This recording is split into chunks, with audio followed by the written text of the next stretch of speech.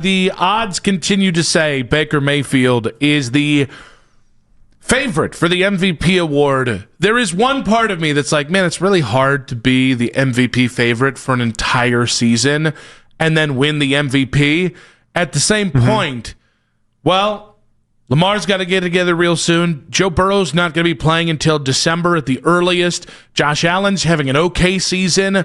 Like, all the usual players are either not playing up to their own standard or they're hurt right now. Although Pat Mahomes might, if this was a few years ago, might be eligible for the Comeback Player of the Year award while making the Super Bowl last year.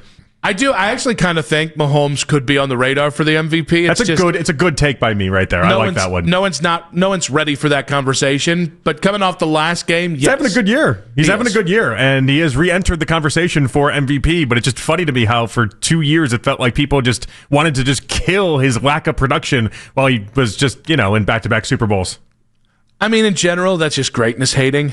I mean, I have no room to speak because I was the guy that's like, Father Time's coming for Tom Brady. It's right around the corner. Oh, people were saying that in his mid-30s, and then he went for another 10 years. Wasn't it after the first time I remember hearing was after the Giants Super Bowl loss, where they were 18-1, and they missed out on having the complete perfect season by one game?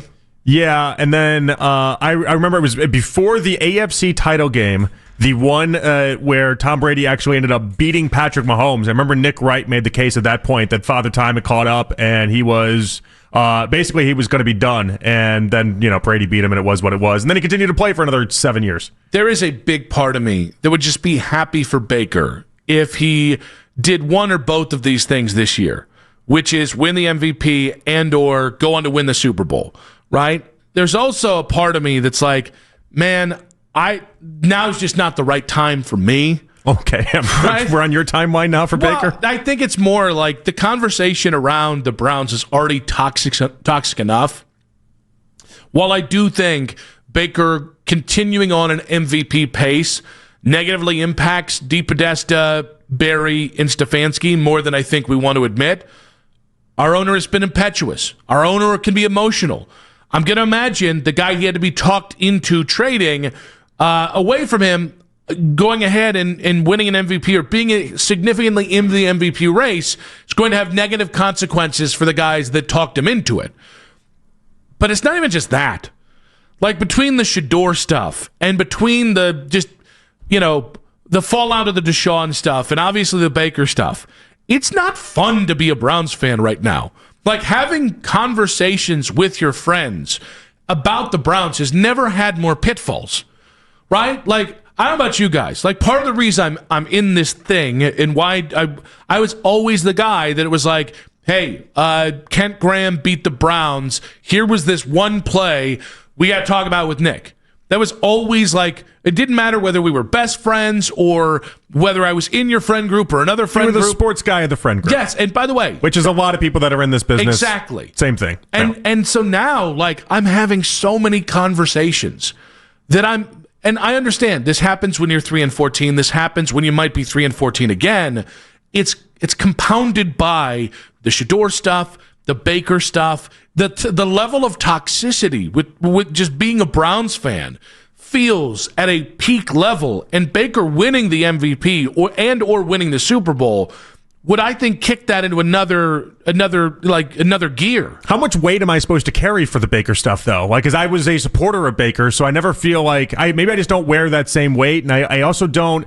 Even though I'm a supporter of Baker, you can logically look and see. All I ever ask with these guys is, did you make a move that you believed in? They did. It whiffed. We got to hold them responsible for it. But like I at this point, I just feel like I'm so far removed from Baker. I'm not gonna wear that weight. It just feels counterintuitive to trying to get our own mess figured out. I feel like the three biggest conversations I ever have, and again, it's not bad so it's only bad when you, like, social media. Maybe that's the other way to put it.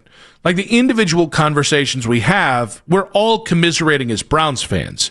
But between Baker, Shador, and the Watson stuff and the fallout of all this, honestly, I don't think the stadium stuff has helped either, because billionaires getting richer is always tough to take in this town, in this region where there's so many great blue-collar people that you just know are struggling to live within any means, any small modicum of means. and this dude's getting richer. Like, it's just meant, like, social media is not enjoyable now. I cannot imagine what the fall, what the winter into the beginning of next year is going to look like if Baker goes deep.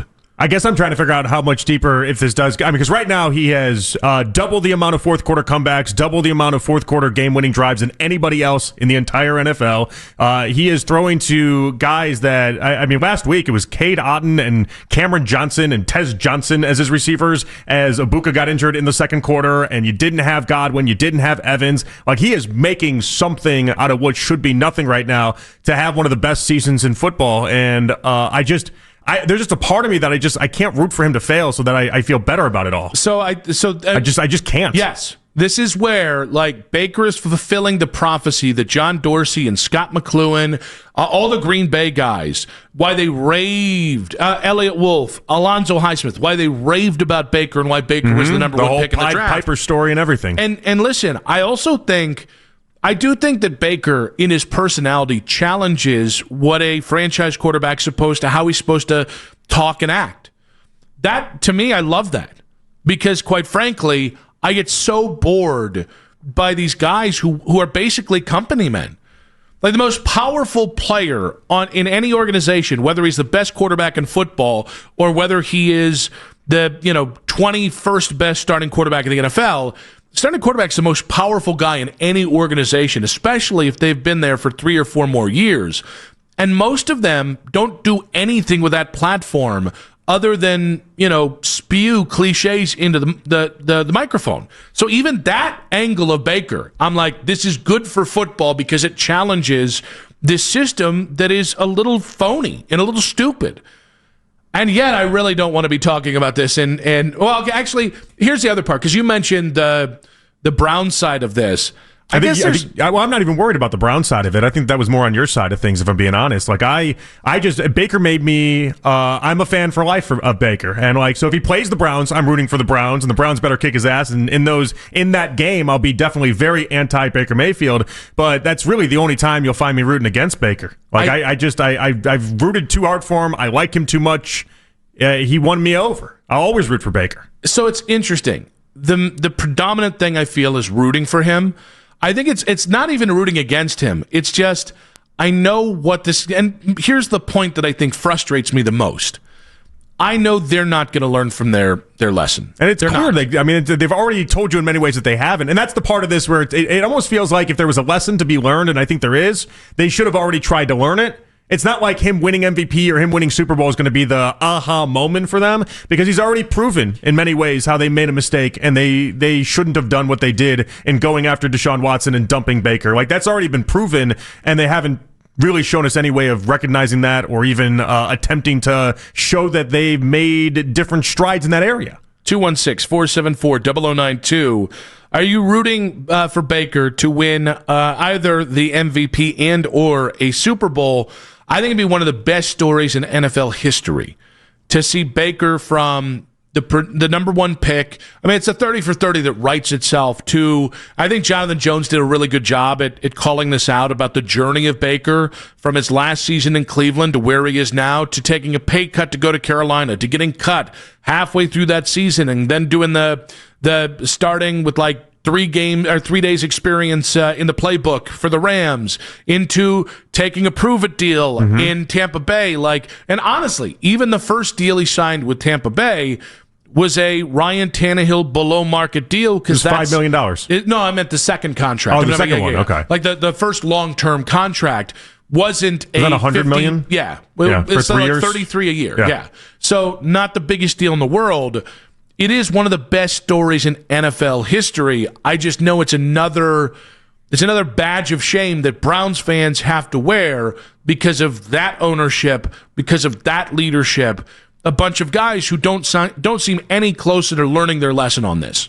Oh, so okay, that's interesting. Because I don't ever look at it like Browns fans have to wear that badge of shame. I always look at it like that's Andrew Berry, that's Stefanski, that's Jimmy Haslam. And more importantly, when it comes up nationally, it feels like that's Haslam that has to wear that badge of shame.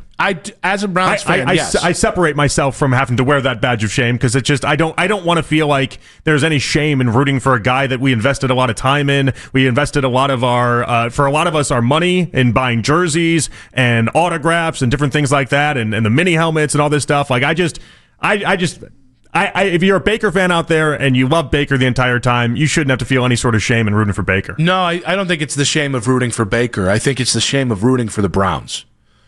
I think the Browns make it harder to be a Browns fan than anything else. And it's not just one thing, but you can't divorce the Baker stuff from the Deshaun stuff. No, but that doesn't separate me from rooting for Baker to have success, though. No. You started off with the idea that, like, you're not, I don't remember how you phrased it, but something to the idea that, you don't want to necessarily root for Baker because you can tell me why. But, like, I just don't feel that way. So, no, I root for Baker, so maybe I can make this more clear. But there is a pang every time I think about it. There is a oh, you mean a quarterback that actually identified with the city of Cleveland. Oh, there's definitely that pang that you talk about. There's how easy this could have been for all of us, how they got it right. John Dorsey had it right, and you just let it go. So I think it's just, I want to say it just adds another level. Because here's the thing, they don't have to carry any of this. Jimmy Haslam's going to wake up tomorrow despite all of his many failures as owner, and he's still going to be a billionaire. He's still going to own the team. Andrew Berry, he gets fired tomorrow for making the two dumb quarterback moves. He'll have another job for the next 30 years in the NFL if he wants it. Kevin Stefanski, same damn thing. But the thing that remains is Browns fans. The thing that remains is that they embarrassed us again, and that's the pang. That's the son of a.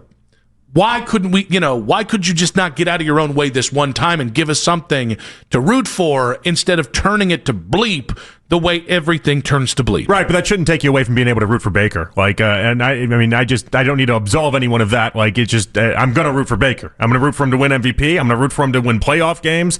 That's just going to be, I'll always root for the guy.